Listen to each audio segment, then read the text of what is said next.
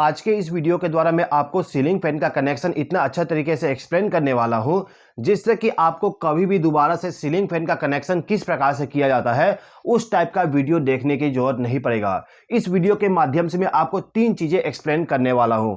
पहला तो ये होगा कि सीलिंग फैन का वाइंडिंग यदि आपको चेक करना हो तो किस प्रकार से चेक करोगे। सेकंड में आपको ये बताऊंगा कि जो आपका सीलिंग फैन है इसमें आप किस प्रकार से कैपेसिटर को कनेक्ट करोगे।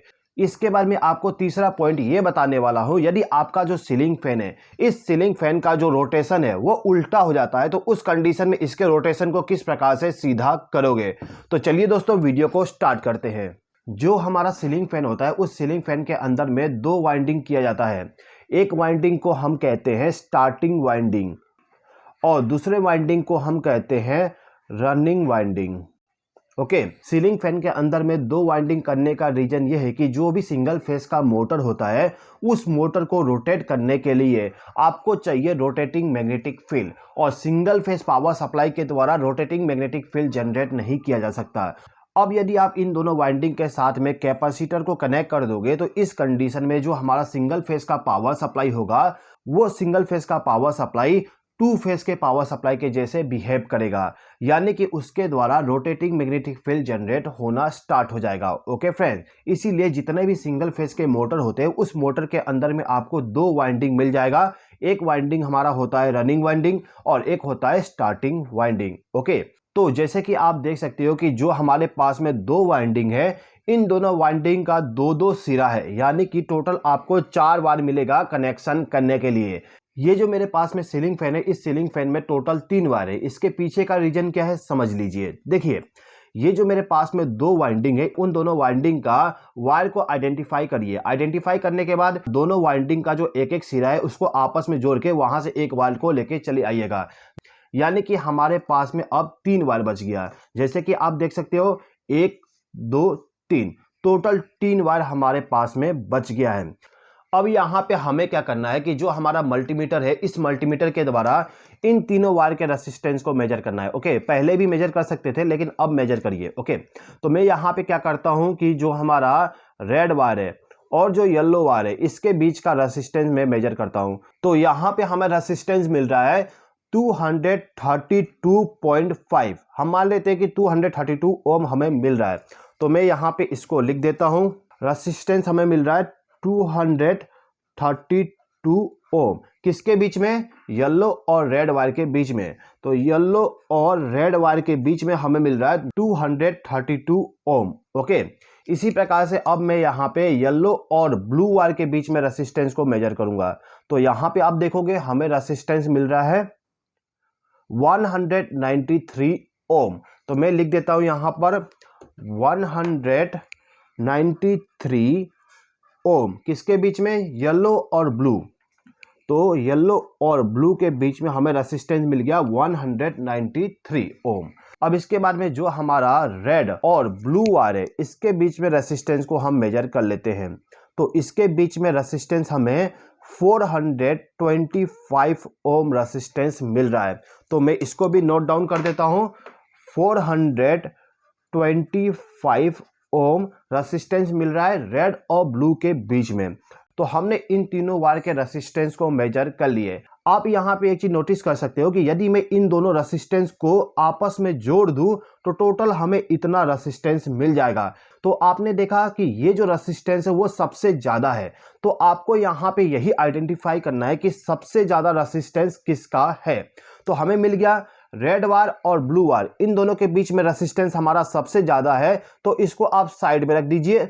और ये जो येलो वायर है ये येलो वायर हमारा कॉमन है, यानी कि दोस्तों जो हमने बीच में वायर को ज्वाइंट करके बाहर निकाले थे वो वायर हमारा येलो वाला वायर है। अब जो हमारा येलो वायर है इसमें हम न्यूट्रल पावर सप्लाई प्रोवाइड करते हैं। आप चाहे तो फेस सप्लाई भी प्रोवाइड कर दीजिए, कोई प्रॉब्लम नहीं, लेकिन मोस्टली कंडीशन में हम इसमें न्यूट्रल पावर सप्लाई ही प्रोवाइड करते हैं। ओके फ्रेंड्स, तो हमें यह पता चल गया कि जो हमने बीच में वायर को ज्वाइंट किए थे वो वायर हमारा येलो वाली है और इसको हम कहेंगे कॉमन वायर। तो मैं यहां पे सी लिख देता हूं। ओके, कॉमन वायर हो गया, ठीक है।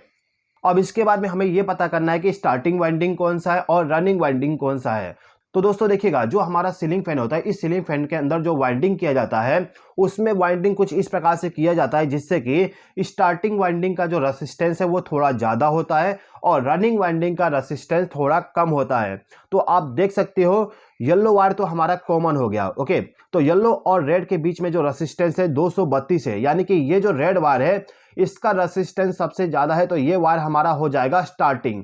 तो हम लिख देते हैं स्टार्टिंग में हमारा रेड वायर इस्तेमाल किया गया है। ओके, रेड वायर हमारा हो गया स्टार्टिंग। उसके बाद आप देखोगे कि येलो और ब्लू के बीच में रेसिस्टेंस हमारा सबसे कम आया है, तो हमारा जो ये ब्लू वायर है, ये ब्लू वायर हमारा हो जाएगा रनिंग वाइंडिंग। तो मैं यहाँ पे लिख देता हूँ ब्लू, ये हो गया हमारा रनिंग। ठीक है, यहाँ पे भी लिख देता हूँ रनिंग। तो हमें यहाँ पे पता चल गया ब्लू वायर हमारा रनिंग, रेड वायर हमारा स्टार्टिंग और येलो वायर हमारा कॉमन वायर है। अब इसके बाद आपको क्या करना है समझिए। इन तीनों वायर का आइडेंटिफिकेशन करने के बाद आप कैपेसिटर को सीलिंग फैन के साथ कनेक्शन करके इस सीलिंग फैन को रन करवा सकते हो। लेकिन सभी के पास में मल्टीमीटर नहीं होता है, तो मैं आपको यहाँ पे ये भी बता देता हूँ कि आप किस प्रकार से इस सीलिंग फैन को सीरीज टेस्टिंग बोर्ड के द्वारा चेक करोगे। सीरीज टेस्टिंग लैंप किस प्रकार से बनाया जाता है यदि आपको सीखना है तो ये जो स्विच बोर्ड है, इसी स्विच बोर्ड का मैंने एक वीडियो बनाया था। उस वीडियो में मैंने पूरा चीजें एक्सप्लेन कर दिया था, तो उस वीडियो का लिंक डिस्क्रिप्शन में प्रोवाइड किया गया है, वहां पे क्लिक करके उस वीडियो को देख लीजिएगा। ओके, तो चलिए आगे बढ़ते हैं। तो जो हमारा सीरीज टेस्टिंग लैंप है उसको सबसे पहले हम चेक कर लेते हैं। पावर सप्लाई को ऑन कर दिया, उसके बाद इन दोनों वायर को आपस में टच करूंगा तो लैंप हमारा ग्लो हो रहा है। ओके, अब यहाँ पे हमें क्या करना होगा कि जो हमारा तीनों वायर है, इन तीनों वायर के साथ में हमारा जो ये दोनों वायर है इसको कनेक्ट करके टेस्ट करना है। तो सबसे पहले हम क्या करते हैं कि जो हमारा येलो और रेड वायर है इसके बीच में हम ब्राइटनेस को चेक करेंगे। देखिए, जब मैं इन दोनों वायर का टेस्टिंग करूंगा तो आप देखोगे जो हमारा बल्ब है वो बहुत ही कम ब्राइटनेस के साथ ग्लो हो रहा है। तो मैं यहाँ पे लिख देता हूं कि जो ब्राइटनेस है वो बहुत ही कम है, यानी कि लो ब्राइटनेस है। ओके, इसके बाद येलो और ब्लू वायर के बीच में ब्राइटनेस को चेक करूंगा। येलो और ब्लू यहाँ पर और यहाँ पर आप देख सकते हो यहाँ पर ब्राइटनेस जो है वो थोड़ा सा बढ़ गया है। शायद आपको वीडियो में अच्छे तरीके से पता ना चले, लेकिन इसमें जो आपका ब्राइटनेस था उससे थोड़ा सा ज़्यादा ब्राइटनेस इसमें है। तो यहाँ पे मैं लिख देता हूँ मीडियम ब्राइटनेस है। ओके, मिड लिख दिया। इसके बाद मैं यहाँ पे रेड और ब्लू के बीच में ब्राइटनेस को चेक करता हूँ, रेड और ब्लू। आप देख सकते हो हमारा लैंप ही ग्लो नहीं हो रहा है, यानी कि हल्का सा ग्लो हो रहा है, आपको कैमरा में नहीं दिखेगा, हल्का सा रेड हुआ है। ओके, मतलब कि जो हमारा ब्राइटनेस है वो सबसे कम है, यानी कि वेरी लो लिख देता हूँ। ठीक है, सॉरी दोस्तों, मैंने यहाँ पे मीडियम लिख दिया, ये ब्राइटनेस हमारा हाई हो जाएगा। ओके, इससे ज़्यादा ब्राइटनेस हमारा यहाँ पर था तो मैंने इसको हाई कर दिया। ओके, एक बार और देख लीजिए। येलो और ब्लू के बीच में, येलो और ब्लू के बीच में आप देखोगे तो ब्राइटनेस हमारा थोड़ा ज़्यादा है और येलो और रेड वायर के बीच में ब्राइटनेस हमारा थोड़ा कम है। ओके, ब्राइटनेस लगभग सेम रहेगा क्योंकि जो रेसिस्टेंस है इसका लगभग बराबर है, तो हमारा जो ब्राइटनेस है इसमें ज़्यादा कुछ आपको पता नहीं चलने वाला है। ठीक है, सीरीज टेस्टिंग लैंप के द्वारा आपको केवल ये पता करना है कि किस दो वायर में ब्राइटनेस सबसे कम है। तो रेड और ब्लू वायर के बीच में ब्राइटनेस हमारा सबसे कम है, तो हम यही आइडेंटिफाई करके छोड़ देंगे। ओके, तो मैं इसको यहाँ से हटा देता हूँ। तो ब्राइटनेस चेक करने के टाइम मुझे यह पता चला कि रेड और ब्लू वायर के बीच में ब्राइटनेस सबसे कम है। इन दोनों वायर के बीच में ब्राइटनेस सबसे कम है, तो बीच वाला जो वायर है वो हमारा कॉमन हो जाएगा। ओके, अब इसके बाद में जो दो वायर बच गया, ये दोनों, इन दोनों वायर के साथ में आपका जो कैपेसिटर है, इस कैपेसिटर को कनेक्ट कर दीजिए। कुछ इस प्रकार से हम कनेक्ट कर देते हैं। मैंने इन दोनों वायर के साथ में हमारा जो कैपेसिटर है उसको कनेक्ट कर दिया। ड्राइंग में भी आपको समझा देता हूं। देखिए, ये जो हमारा दोनों वायर बच गया है, इन दोनों के बीच में हम कैपेसिटर को कनेक्ट कर देंगे। ये हमारा कॉमन है, ये स्टार्टिंग है, ये रनिंग है। तो हमने क्या किए, इन दोनों वायर के बीच में कैपेसिटर को कनेक्ट कर दिए। जो हमारा कॉमन टर्मिनल वाला वायर है उसके साथ कैपेसिटर को कनेक्ट नहीं करना है, आपको स्टार्टिंग वाइंडिंग और रनिंग वाइंडिंग का जो वायर है उसके साथ कैपेसिटर को कनेक्ट करना होगा। ओके फ्रेंड्स, अच्छा दोस्तों, मैं आपको एक चीज बताना भूल गया। यदि आप सीलिंग फैन को चेक करते हो और उस कंडीशन में जो आपका रेसिस्टेंस है, रेसिस्टेंस यदि आपका पूरा कम आता है, मान लीजिए कि आपको यहाँ पर 5 ओम रेसिस्टेंस मिल रहा है, तो इस कंडीशन में आप कहोगे कि आपका जो सीलिंग फैन का वाइंडिंग है वो शॉर्ट सर्किट हो गया। ठीक है, इसके बाद यदि आप रेसिस्टेंस को मेजर कर रहे हो और वहां पे आपको रेसिस्टेंस मिल ही नहीं रहा, या फिर जो आपका रेसिस्टेंस है वो बहुत ही ज़्यादा हो गया, यानी कि मान लीजिए कि आपको यहाँ पे 1000 ओम रेसिस्टेंस मिल रहा है। ठीक है, 1000 से भी बहुत ज्यादा होगा, मैं लिख देता हूं यहाँ पे OL। ठीक है, ओपन हो गया, मतलब कि रेसिस्टेंस मिल ही नहीं रहा। तो उस कंडीशन में आप ये कहोगे कि आपका जो सीलिंग फैन का वाइंडिंग है, वाइंडिंग हमारा ओपन हो गया, यानी कि ये जो वाइंडिंग किया गया है इसका वाइंडिंग बीच में से कट गया है। कट जाने के टाइम पे आपको इन दोनों वायर में रेसिस्टेंस नहीं मिलेगा, तो आप यहाँ पे कहोगे ओपन हो गया है। Okay friends. अच्छा दोस्तों, क्या आप मुझे ये बता सकते हो कि जो सीलिंग फैन के साथ में कैपेसिटर कनेक्ट किया जाता है उस कैपेसिटर का वैल्यू कितना होना चाहिए? कमेंट बॉक्स में कमेंट करके इसका आंसर बता दीजिएगा। ओके, अब हमें यहाँ पे क्या करना है कि जो हमारा तीनों वायर है, इन तीनों वायर को जो सीलिंग फैन के साथ में टर्मिनल बॉक्स आता है इसके साथ कनेक्ट करना है। तो ये जो मेरा तीनों वायर था, इस वायर को मैंने टर्मिनल बॉक्स के साथ कनेक्ट कर दिया। आपको यहाँ पे एक चीज का ध्यान देना होगा, जब आप इसका कनेक्शन करो तो जो आपका एक सिंगल वायर है इसको आप सबसे नीचे या फिर सबसे ऊपर कनेक्ट कर दीजिए, यानी कि जहां पे आपको 3 टर्मिनल मिलता है कनेक्शन करने के लिए, उस साइड में आपको ऊपर में या फिर सबसे नीचे में सिंगल वायर को कनेक्ट करना है। और जो आपका कैपेसिटर वाला वायर होगा, यानी कि जिस वायर के साथ आप कैपेसिटर को कनेक्ट किए हो, उस वायर के एक को आपको बीच में कनेक्ट करना है, एक को ऊपर में कनेक्ट करना है। अब यहाँ पे आपको एक चीज और ध्यान देना होगा, जो आपका ये कॉमन टर्मिनल है इस पे आपको न्यूट्रल पावर सप्लाई प्रोवाइड करना होगा। ठीक है, तो हमने इस पे न्यूट्रल पावर सप्लाई प्रोवाइड कर दी है। इसके बाद आपके पास में 2 और वायर बच जाता है। इन दोनों वायर में से आपको फेज सप्लाई स्टार्टिंग वाले वाइंडिंग में देना है। यदि आप चाहते हो कि आपका जो मोटर है वो सही डायरेक्शन में रोटेट हो, तो उस कंडीशन में आपको स्टार्टिंग वाले वायर में फेज सप्लाई प्रोवाइड करना होगा। तो हम यहाँ पे क्या करेंगे, जो हमारा स्टार्टिंग वाली वायर है यानी कि रेड वायर, उस वायर को ऊपर में कनेक्ट करेंगे, जिससे कि इसको हम पावर सप्लाई प्रोवाइड कर सके इस वाले टर्मिनल से। यहाँ पर आपको 2 टर्मिनल मिलेगा कनेक्शन करने के लिए, तो आपने यहाँ पे कनेक्ट कर दिए। तो अब मैं फेज और न्यूट्रल सप्लाई को इस सीलिंग फैन के साथ कनेक्ट कर देता हूँ। तो कनेक्शन हमारा पूरा कंप्लीट हो गया। अब मैं इसको आपको रन करवा के दिखा देता हूं। दोस्तों, कभी भी आप इस टाइप से सीलिंग फैन को चेक ना करिएगा, मैं आपको केवल दिखाने के लिए यहाँ पे इस टाइप से चेक करके बता रहा हूं।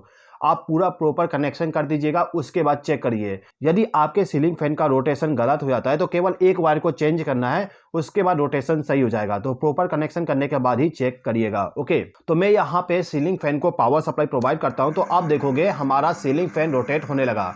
और सीलिंग फैन का रोटेशन इस प्रकार से है, यानी कि हमारा सीलिंग फैन अभी सही डायरेक्शन में रन हो रहा है। अभी मान लीजिए कि आपका सीलिंग फैन गलत डायरेक्शन में रन हो रहा है, तो इस कंडीशन में आप किस प्रकार से इस सीलिंग फैन के रोटेशन को चेंज करोगे? तो चलिए इसको भी हम समझ लेते हैं। देखिए, यदि आपके सीलिंग फैन का रोटेशन गलत हो जाता है तो इस कंडीशन में आपको केवल एक वायर को चेंज करना है। आप क्या करोगे, आपका जो यहाँ पे फेज सप्लाई है, जो आपने स्टार्टिंग वाइंडिंग के साथ कनेक्ट किए थे, इसको निकाल के आपको यहाँ पे रनिंग वाइंडिंग के साथ फेज सप्लाई दे देना है। पहले हमने फेज सप्लाई इस पॉइंट पे दिए थे, अब हम फेज सप्लाई इस पॉइंट पे देंगे। तो मैं यहाँ पे कनेक्शन को जल्दी से चेंज कर देता हूँ, उसके बाद फिर से चेक कर लेंगे। ओके, तो मैंने इस सीलिंग फैन का कनेक्शन चेंज कर दिया हूं। अब मैं यदि यहाँ पे पावर सप्लाई को ऑन करता हूं, देखिए मैं यहाँ पे पावर सप्लाई को ऑन करूंगा तो आप देखोगे यहाँ पे रोटेशन चेंज हो गया। पहले हमारा सीलिंग फैन इस डायरेक्शन में रोटेट हो रहा था, लेकिन अब हमारा सीलिंग फैन इस डायरेक्शन में रोटेट हो रहा है। इसको ऑफ करता हूँ, उसके बाद दोबारा से इसको मैं ऑन करूंगा। ठीक है, आप देखिएगा डायरेक्शन हमारा इस प्रकार से होगा। तो जैसे कि आप देख सकते हो डायरेक्शन हमारा चेंज हो चुका है। तो दोस्तों, मैं उम्मीद करता हूं कि आपको ये वीडियो पसंद आया होगा। यदि आपको ये वीडियो पसंद आया हो तो प्लीज़ इस वीडियो पे लाइक, शेयर और कमेंट कर दीजिएगा। और यदि आपने अभी तक हमारे चैनल को सब्सक्राइब नहीं किया तो सब्सक्राइब भी कर लीजिएगा। इस वीडियो को देखने के लिए धन्यवाद।